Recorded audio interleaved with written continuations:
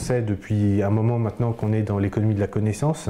La nouveauté, c'est que la production et la commercialisation de technologies s'industrialisent.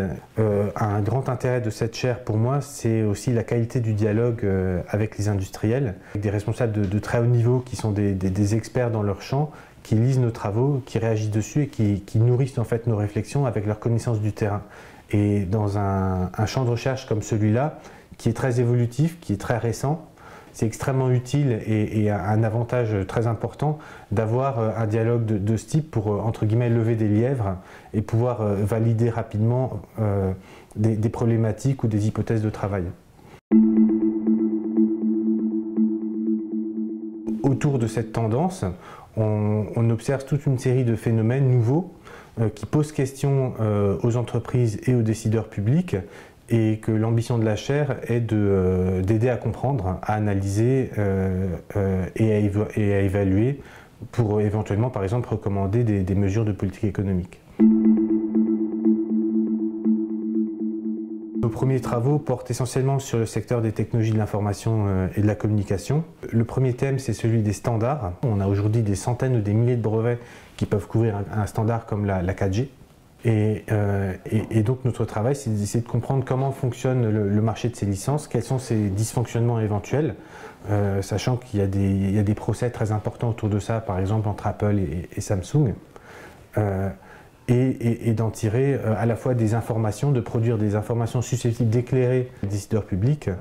Et le deuxième axe porte surtout sur les nouveaux intermédiaires. La plus controversée, c'est ce qu'on appelle les trolls de brevets.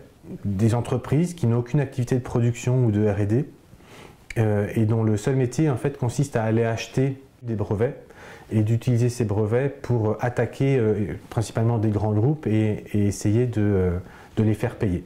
C'est quelque chose qu'on observe surtout aux États-Unis, mais dont on craint l'arrivée en Europe.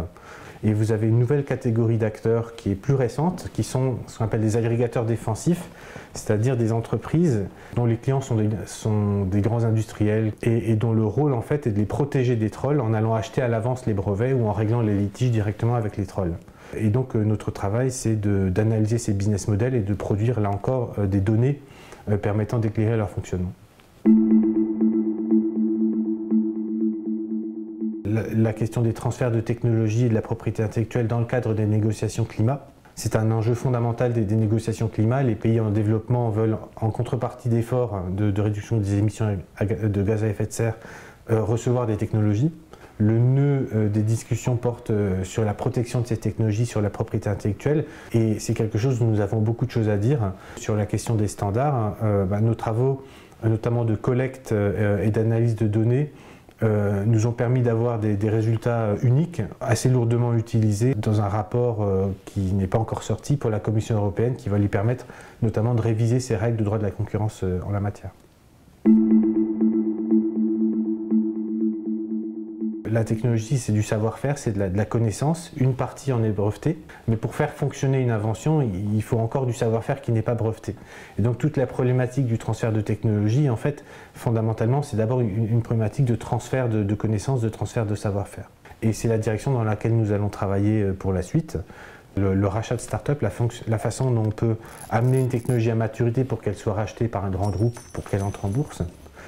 Aussi sur d'autres types d'intermédiaires qui travaillent dans un ensemble plus large de secteurs et donc dont la vocation est vraiment de transférer de la technologie.